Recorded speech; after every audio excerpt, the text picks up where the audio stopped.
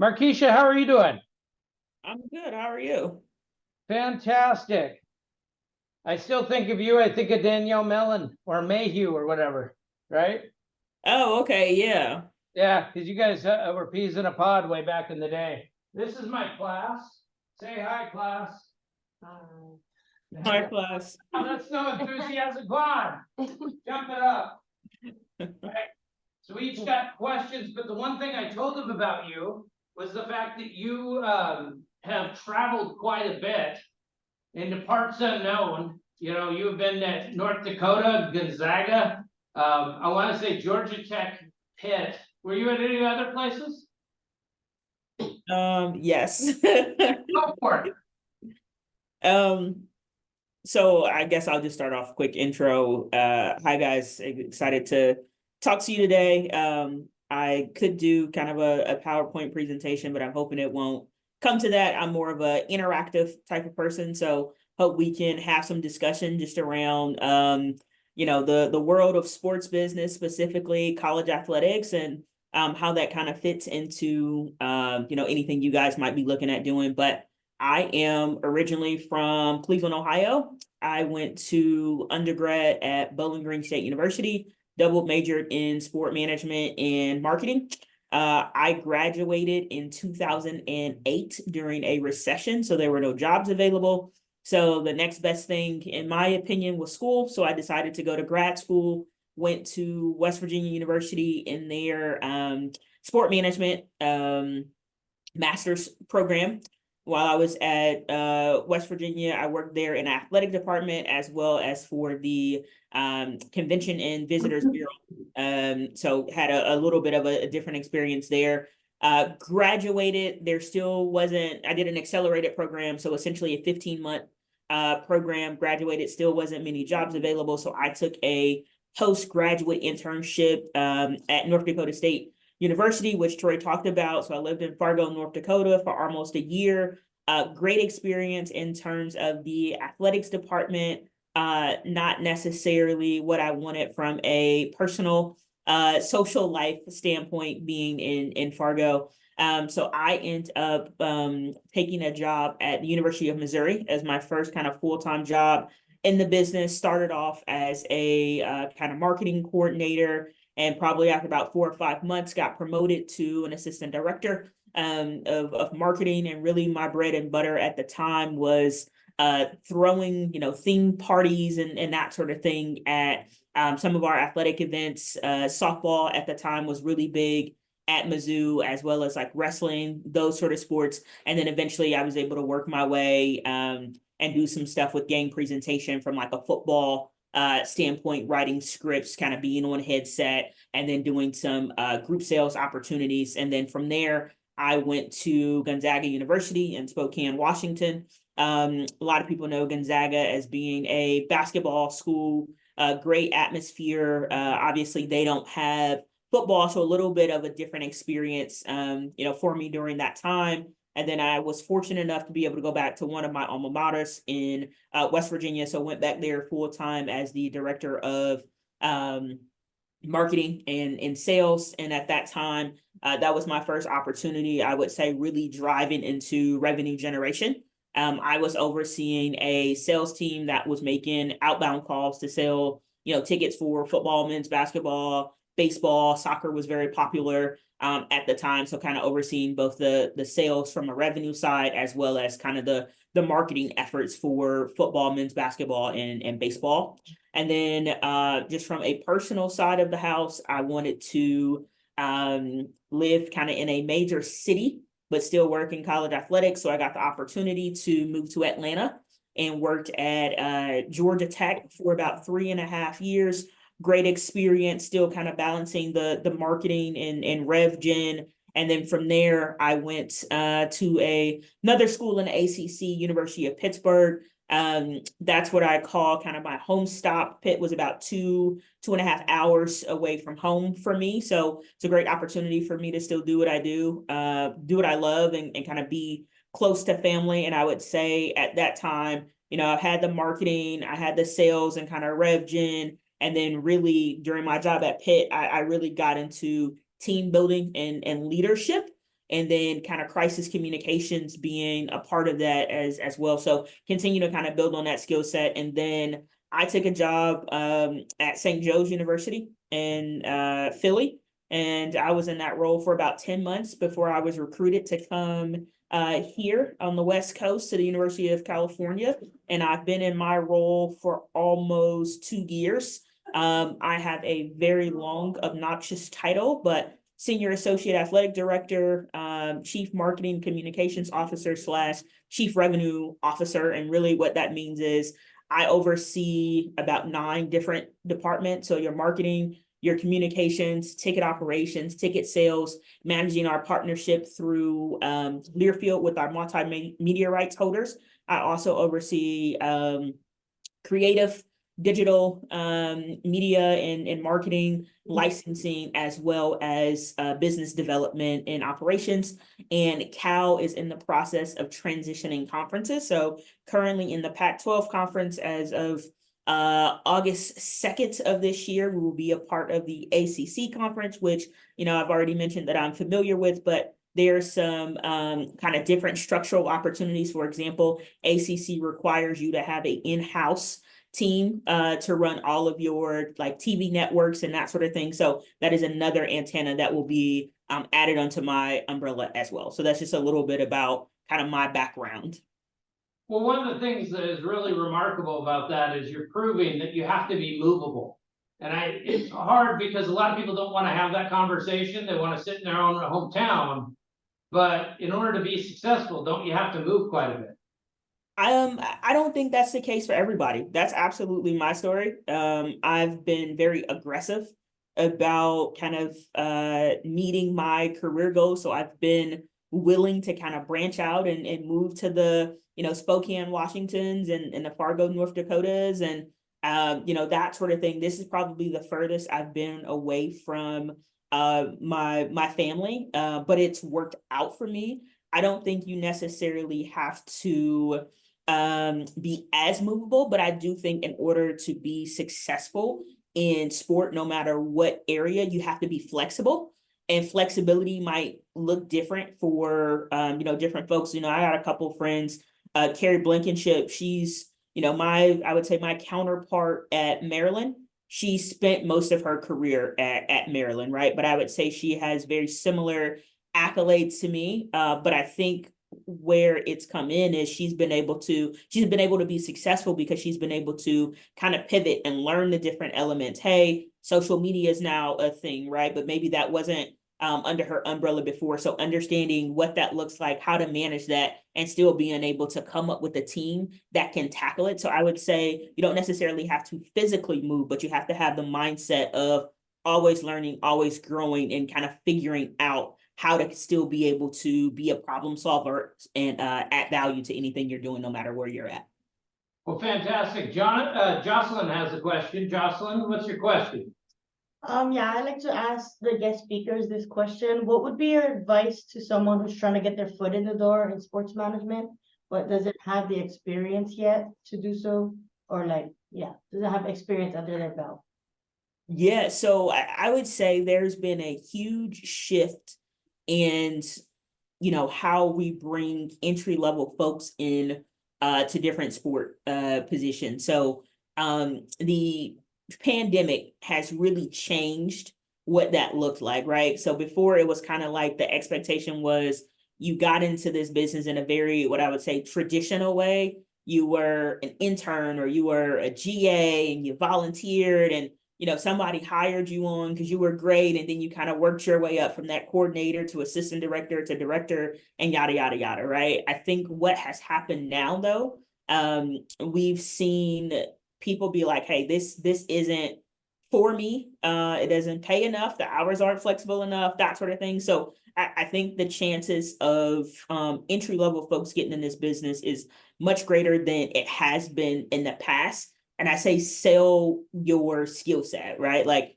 how can you come in and truly be a game changer for somebody? So yes, you might not have 5 years of experience of creating football marketing plans, but you have, experience with being able to strategize and put a plan together from, start to finish, because it's one of those things that anybody can generate an idea, but can you take that idea and truly make it into something, right? So I would definitely say, think about what your skill set is, talk about how to market those, and then, as you're approaching people, don't necessarily focus on the resume, focus on how you can be a problem solver or add value to what they're doing. Hey, I noticed you guys do really good on social media, but here are some ideas that I have that can enhance, your website and your app to move traffic. And really what we're focused on, I would say, probably no matter what level of sports you are,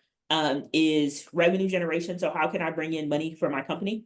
How can I engage fans on different platforms? Because there's so much out there right now. But then also, how do I just get fans to, casually engage with me? Everybody won't be kind of that avid fan that's going to buy tickets and donate and that sort of thing, right? But did you watch a video that I posted? Did you follow me on social media? Did you share something that you saw? So I say, really look at it from the framework of like, here's how I can come in and add value right away. But then I think the most important part of that is that's going to get you in there, but be a student of the game and be willing to come in and truly learn the business so that you can kind of see those other pieces. And then from there, you can formulate like, okay, here's how I can personally grow from what I'm doing, but then also here's how I can add value to the company that I'm at as well.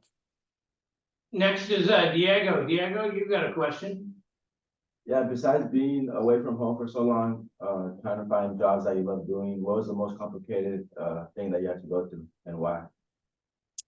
Most complicated thing I had to go through, I would say currently, I mentioned before that Cal is going through conference realignment. I've been a part of conference realignment before, but I was, kind of lower on the totem pole, so to speak, right? So I was at University of Missouri when they went from the Big 12 to the SEC, and there were some things that we did there, and I learned a ton, but it's much different than being a member of the exec team and truly being in those conversations. And I say it's difficult because the Pac-12 had a very strong brand this year, right? When you look at competitively what the Pac-12 did coming out the gate in the football season, it was like, how do you have, 8 teams that are ranked top 25, but this conference is collapsing, right? When you look at women's basketball, when you look at men's basketball, very competitive. So it's one of those things you're balancing okay, this is what was in the Pac-12. So no matter how you feel about it, we are now moving to a new conference and really balancing what that means in terms of revenue, resources, and human capital, right? So we're on the West Coast. We're joining the Atlantic Coast Conference. Our student athletes have to travel more. Our support staff have to travel more, right? So it's one of those things. It's how do they travel? What do they need when they travel? Is it tutors? Is it nutrition? Those sorts of things. So those are areas that aren't necessarily under the tentacles of the departments that I oversee, but as being a member of the executive teams, I'm still very much in those conversations and trying to figure out that whole piece of the puzzle and make it to where it's as less stressful as possible for our student athletes and coaches. But also when you look at it from a revenue side of the house, my job is to bring revenue in, right? We've been bringing revenue in, and in the 2 years that I've been here, we've increased in every category. However, when you're talking about repositioning yourself with another conference, the money that I'm bringing in isn't enough to sustain us. So how do you go about still being a competitive athletic department and still doing what you need to do? And how do you, open up new revenue streams, or how do you reimagine, what your expenses look like, that sort of thing. So I would say that is very difficult because we got 30 sports programs here, right? So it's juggling and trying to make sure that there's something for everybody, but then again, that your athletic department can still run and be competitive in the manner in which it was supposed to be at the Power 5 level. Maddie has a question. Maddie, what's your question? How have you changed or adapted your work style for the different schools that you worked at? I do not change my work style. I am a person that what you see is what you get. So as casually as I'm talking to you right now, when I sit down and I talk to my president or chancellor or whatever, they get the same version of me. I don't change that. The thing that I would say typically you have to adapt to when you're in different cultures is understanding what makes that school unique, understanding what, the traditions are, understanding how they do business, and you operate within those confines. But I personally haven't changed myself much to do this, just because that's a part of who I am. But it's very much like, okay, the business office requires X instead of Y. So adapting to that part of the business, but not necessarily adapting who I am to accommodate. Marcel has a question. Marcel, you're a dynamo on the court and in the classroom. Kind of tell us what your question is. You said that you oversee like 9 different things. My question is, how do you manage like your workload and then like kind of balance that with like your personal life to find like time for yourself? That's a good question. So I am big on prioritization. So for example, Monday morning, I get up typically an hour earlier than I do the rest of the week. So I get up at 6 a.m. And when I get up at 6 a.m., I look at my calendar for the week and I go through and make sure, for example, I knew I was doing that. So it was kind of things to hit on, right, while talking to the class, adding my to-do list. And then from there, I kind of prioritize. I'm like, okay, I know that I have to speak to the chancellor's cabinet tomorrow. I need to make sure that I get in front of my AD today to get, the materials approved so that I can send them by noon, like those sorts of things. So I'm really big on prioritization. My calendar pretty much leads and guides me, because I'm oftentimes going from one thing to the next, right? So this morning, my first meeting of the day was talking about building a production studio. I got off of that, and then I had a quick kind of 15-minute catch up with my director of sales and service. And then I did this. And then when I get off of this, I have a meeting with my external kind of leadership team. So really just understanding what has to be accomplished through the day, prioritizing those things. But when it comes to balancing, I have 2 phones. I'm probably the only person in our department that does. Everybody else takes their work issue phone and they get rid of their other ones. For me, the 2 phones is important because it helps me be able to set boundaries for when I'm not working, or vice versa, right? When I'm working and I need to be locked in, I'm not necessarily worried about what's happening on my personal phone because I know any work related calls I'll still be able to get because I have my work cell phone, right? And I am really big on, especially this time of year, there are a lot of athletic events that happen for us in the spring. However, they are not athletic events that I have to be at every single one of those, right? So for football, I'm at every single football game. For men's and women's basketball, every single conference game. However, that's not necessarily the requirement for the other sports. So this time of year, I typically try and be done with work things by 6 p.m. And I try and stick to that. However, if there are some things that, so for example, last Thursday, I had just got back from vacation on Monday. I was playing a little bit of catch up. So I was done at 6 p.m. I always shut down for an hour after I leave the office or doing work or whatever it is. And that's just more so the ability for me to, 1, recharge, but 2, I don't then take whatever my frustrations are from the day into my personal life with my friends, family, significant others, that sort of thing, right? So I try my best to do that. And then if it's one of those things, like I said, like last Thursday, where I'm like, yo, I really got to catch up and do some things. So I shut down for an hour, I go, I work out, I have dinner, do some things. And then probably about 9 o'clock, I hop on email. And instead of just opening emails and answering them, I open them, I answer them, but then I schedule them for the next day because I don't want people to think that, oh, she's emailing me at 10 o'clock at night.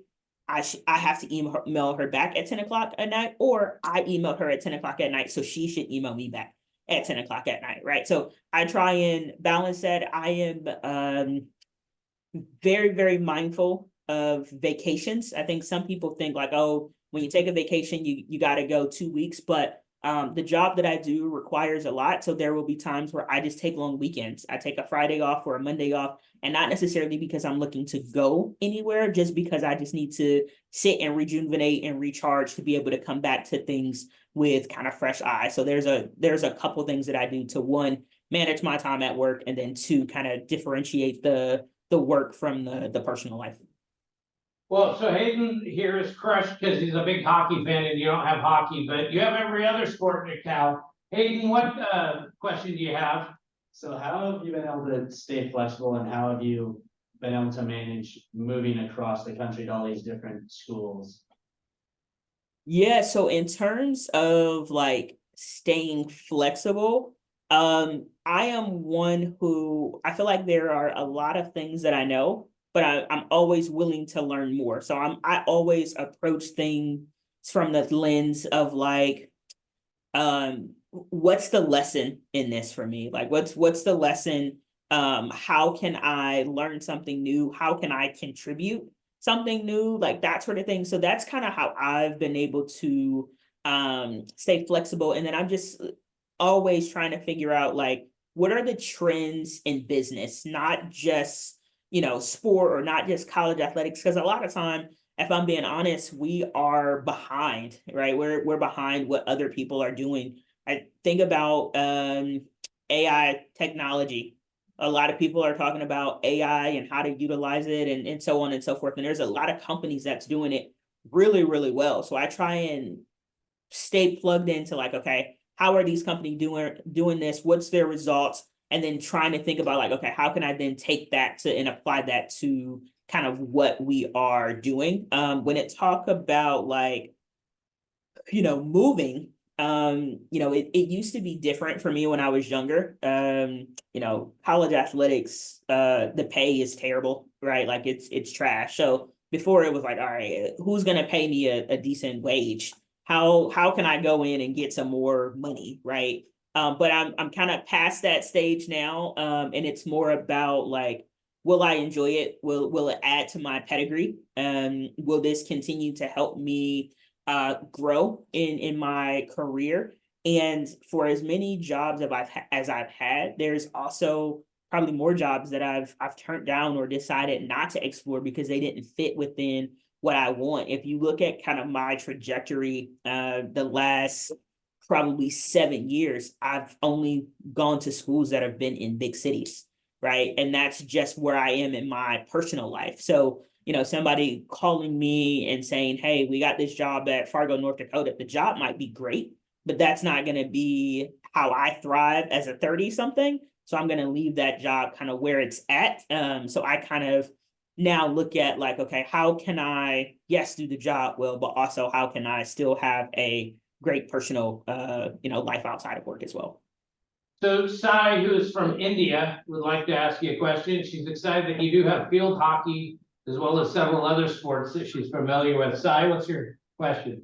I just want to ask you because I hear that jobs in sports management can be kind of like a boys' club thing. Did you ever have to deal with having to fight back because you're a woman? Every single day, including today. Do you have any advice for that on how we can overcome that, how we can stay strong and power through that? Yeah, I think one is, I think people expect women especially to have imposter syndrome, right? And there's some people that almost feed off of that, right? Like they want you to feel like you don't belong in a room so that they can exploit that at some point, right? So be very diligent in who you are. Understand why you're in the room, even if you have to remind yourself every single second of the day. Know that you are capable of doing what you're doing and that you're in the room for like a reason, right? So I think truly understanding who you are and how you fit and what you bring to the table is important, but also having a community of people around you that also uplifts you and supports you is critical, right? Because it might be you had a great idea, you brought it to the table, but you didn't like how it was received because you we're the only female in the room, right? Especially what I do in revenue generation, I am oftentimes the only female in the room. I'm oftentimes the only minority in the room, right? And sometimes people will skip over what you said because they think that they know more. And it's like, no, I'm the expert here, right? So then being able to have somebody where you can go and say, hey, look, this is a conversation that just took place. This is how I felt about it. This is whatever. And they might not necessarily problem solve for you, but it's the ability to be able to get it out and not sitting and harboring those feelings alone and feeling like you're isolated, I think truly is key. Then I tell people, you know, as you're looking for jobs, when you're looking, see how leadership is comprised. Like when you go in, people will say, oh, we have a lot of women, but are the women at the bottom of the totem pole and not at the top, right? Like, are the women a part of the decision makers?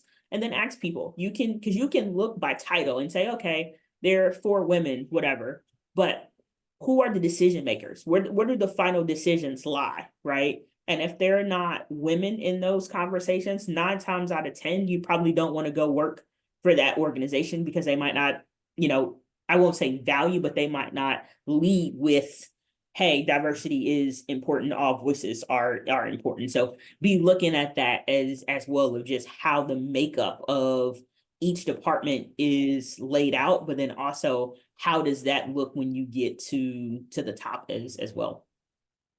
Austin has a question. So with you having many different jobs at different Power 5 schools, like what lessons did you learn from your time at both public and private institutions? When you're at a public institution, everybody can see what you're doing in terms of contracts, in terms of policy, in terms of revenue expenses, that sort of thing. When you're at a private school, it's all about what you say, right? And you can pick or choose how much of that you share. And when you're working in college athletics, sometimes that can be a difference maker for some people. So for example, if you want to know somebody's salary at a public school, you can easily find that information, right? At a private school, you can't find that information. Some people like privacy and they don't want people to be able to know, you know, how much they make or what that looks like. So they prefer to work for, you know, private university. So that's one thing I would say. The other thing really is not necessarily about the public versus the private. In my instance, it's been basketball versus you know, football type of deal, like, right? So the institutions that I've worked at that have been private, they've also been religious-based institutions, right? They have not had football. That in itself is a different, for me at least, mindset and timeline. So when you're at a football school, football is all year around. Like there is never a time where you're not planning and working on football. When you're at a basketball school, everything is kind of timeline and there's little breaks in between that. So it's kind of like a mental game of like making sure that you're focused on the right thing more so you don't hit, so you don't miss anything that needs to be done. Kayla, what's your question? What specific skills or qualities would you say are needed to work in the higher education sector compared to like a professional sports organization?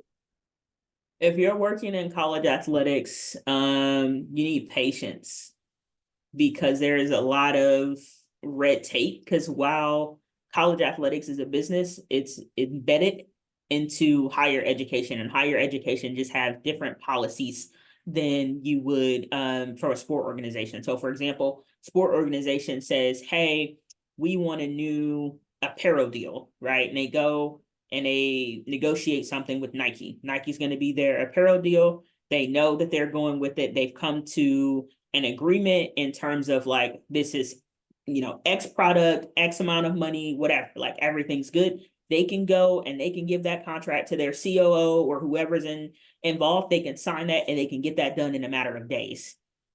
College athletics, it's like, okay, we agreed on the business terms.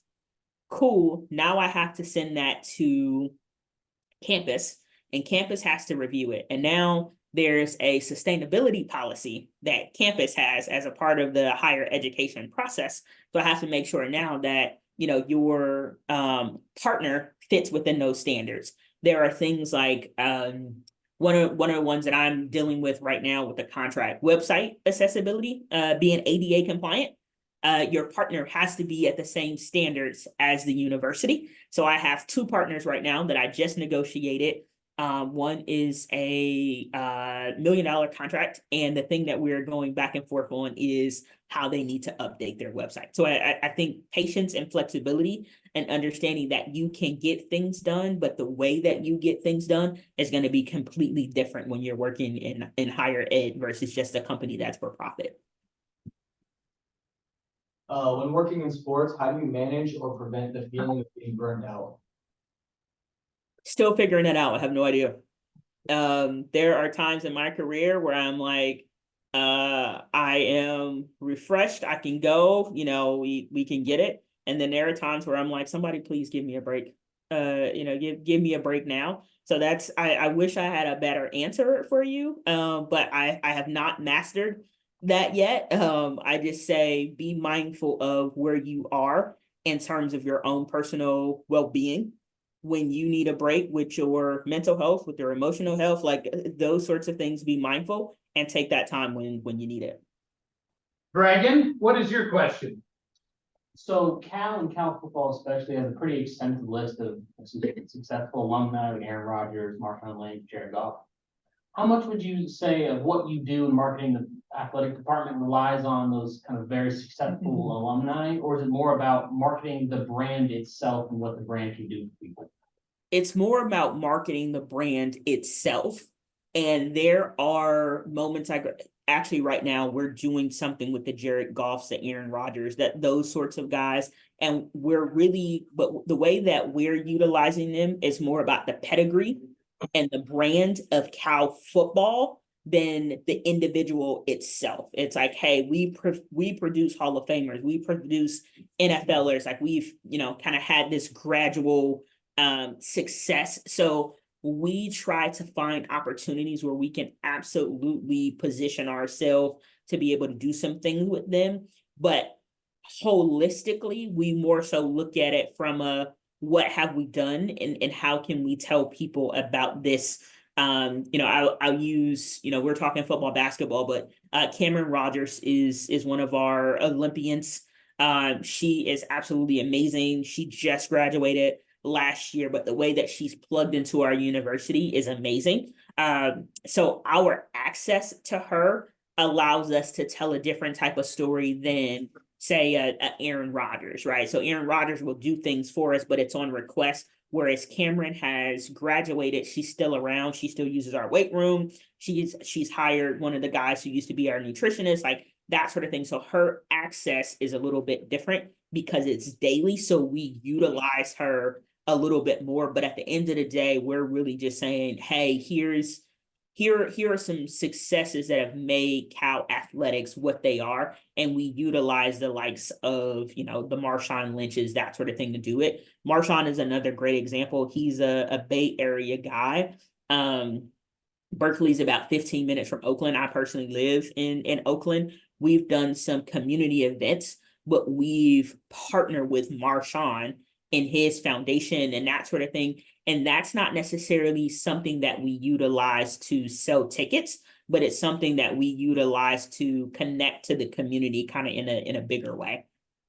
Ethan, you have your question? Yeah, so do you think, since you've moved jobs pretty frequently, do you think has a possibility of scaring off employers in the future? Or do you think that might have the ability of possibly landing you the job that somebody else might not have the experience?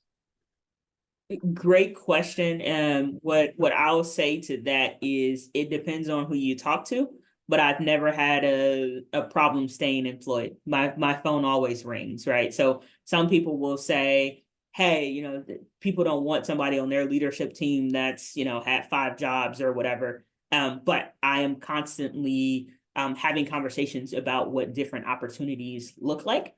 So I try not to focus on the amount of time that I've been somewhere, and I try and pull out the receipts of here's the impact that I had while I was there, and I focus on those as the conversations and say, hey, look, I hear you, but Cal wanted me to come in and drive revenue. Here's what I've been able to do in 2 years. And typically those conversations go well, but I'm sure that there are some people that are like, hey, no, I want somebody who's had more stability, that sort of thing. But I just personally don't look at it from that lens. And I haven't had an issue with it in my career. So I continue to make decisions based off of what I think is best for me and what I'm trying to do. So Toko, who's from Japan, has a question. Okay. What are the strengths that you think we should have ourselves for working? So what are the strengths we should have for ourselves when working in sports? The strengths you should have for yourself, it depends on what area you want to go into, right? So if you're want to go into communications, you should absolutely be a strong writer. I think a lot of what I have to critique from like the comm side of things, it's like, okay, there's storytelling here, but it's not well written, right? So I would say understand what's important to that particular part of your craft. If you want to be in marketing, having an idea is not enough. You got to be able to take the idea from idea phase to planning phase to execution to evaluation, right? So it's going to depend on where your specialty is, but I think no matter what type of job you're going into, definitely figure out how to be a problem solver.